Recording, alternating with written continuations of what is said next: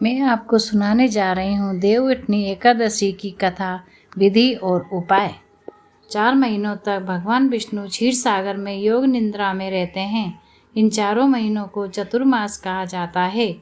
जब कार्तिक शुक्ल पक्ष की एकादशी आती है, उसी दिन भगवान विष्णु योग निद्रा से जागते हैं। इसीलिए इस दिन को देवउठनी एकादशी या प्रबोधिनी एकादशी कहा जाता है। कथा के अनुसार राजा बलि ने अपने यज्ञ से तीनों लोकों पर अधिकार कर लिया था। तब भगवान विष्णु वामन अवतार लेकर आए और 3 पग भूमि मांगी।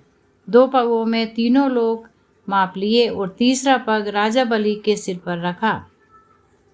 राजा बलि की भक्ति देखकर भगवान विष्णु प्रसन्न हुए और उन्हें पाताल लोक का राजा बनाया।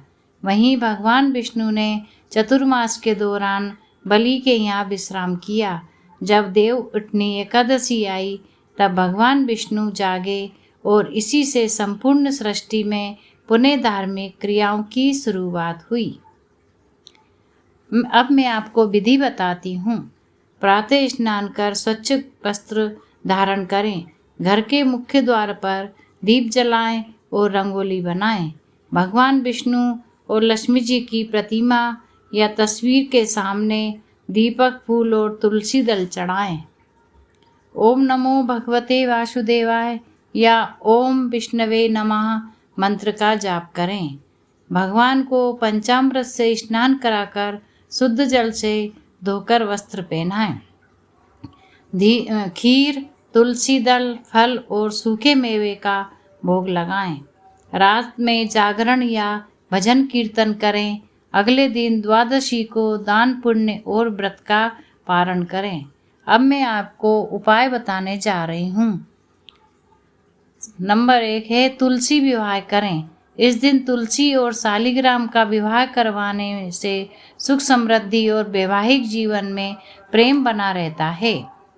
श्री विष्णु को पीली वस्तुएं चढ़ाएं, जैसा पीला वस्त्र, केला, हल्दी, पीला फूल। इससे धन लाभ की प्राप्ति होती है। गरीबों को भोजन कराएं या दान दें। इससे पाप नष्ट होते हैं और मनोकामनाएं पूर्ण होती हैं। 108 बार ओम नमो नारायण नमः का जाप करें। घर में नकारात्मकता खत्म होती है। इस दिन नया कार्य प्रारंभ करें। देवउठनी एकादशी को शुभ कार्य जैसे विवाह, गृह प्रवेश, व्यापार शुरू करना अत्यंत मंगलकारी माना गया है। बोलो जय विष्णु भगवान की जय। ओम नमो भगवते वासुदेवाय नमः।